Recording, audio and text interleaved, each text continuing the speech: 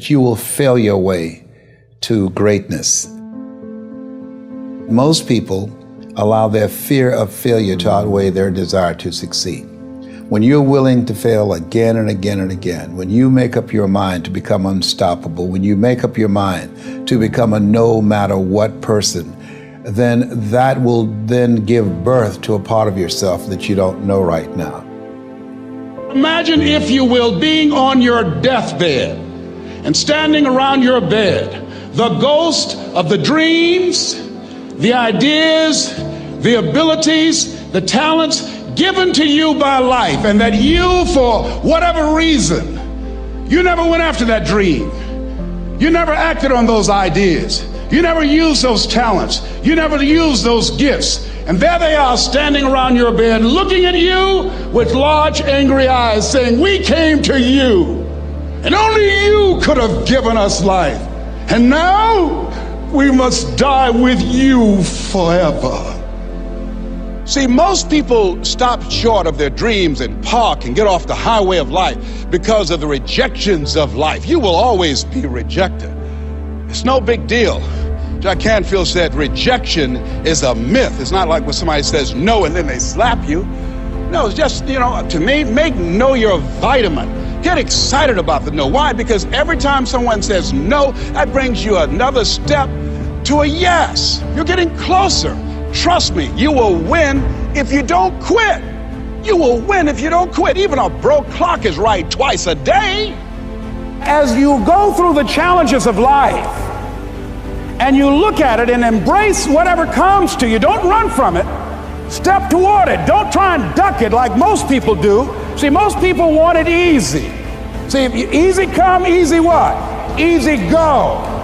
See, but when you go at what you're going to deal with and you deal with the difficulties of it, when you handle those hard things close at hand, making those hard decisions right now that you don't want to make, learning those things that you don't like to do, but you know that in order for you to get where you want to go, this is one of the hoops that you have to flip through.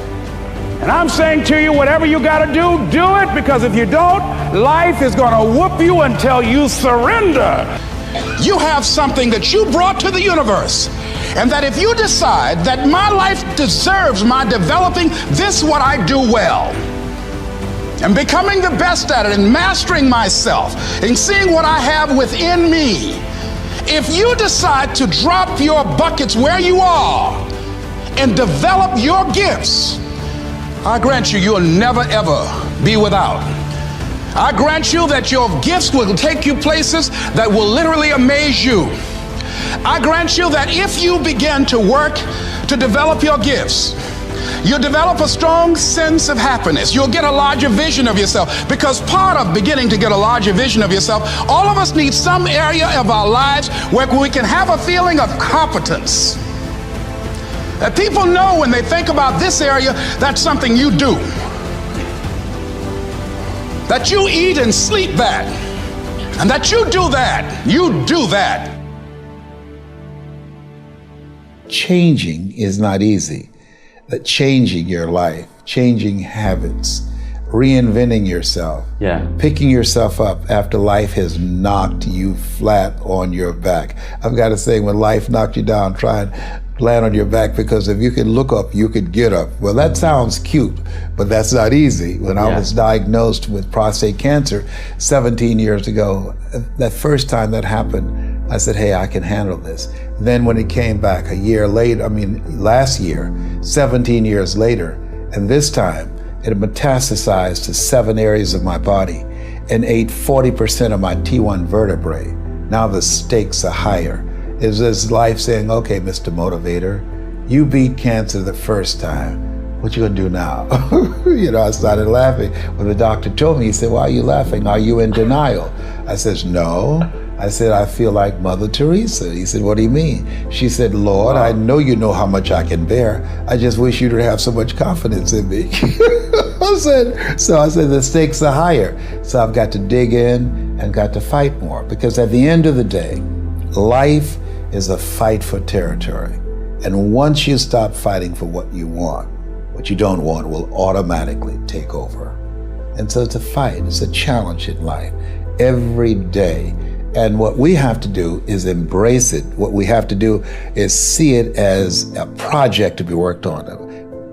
In life, you will always be faced with a series of God-ordained opportunities, brilliantly disguised as problems and challenges. And so I see even cancer as a gift, as a God-ordained opportunity. If you died today, what dreams, what ideas, what talents, what books, what music, what leadership, what voice will die with you? There are a lot of people who are biting their fingers in fear that they might lose their jobs. But there are few people who have decided within themselves, I'm going to make it. Some people aren't waiting to be cut. Some people are moving on their own because they feel within themselves, I've got what it takes to make it. They're not afraid about tomorrow because of how they see themselves, because of what they feel that they deserve, because of what they feel that they can create for themselves. Because these people have decided, as they look at the future, as they look at themselves, there's a way. Where there's a will, there's a way for me to begin to create a way out of no way.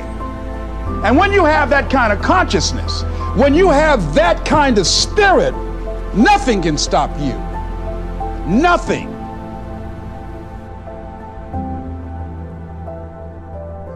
There's no secret to success. There's a system to success. And no matter what organization you become a part of, the system works if you work it. If you don't work it, it won't work. But it works if you work it. And that's one 4-letter word that most people don't like. They're not willing to work.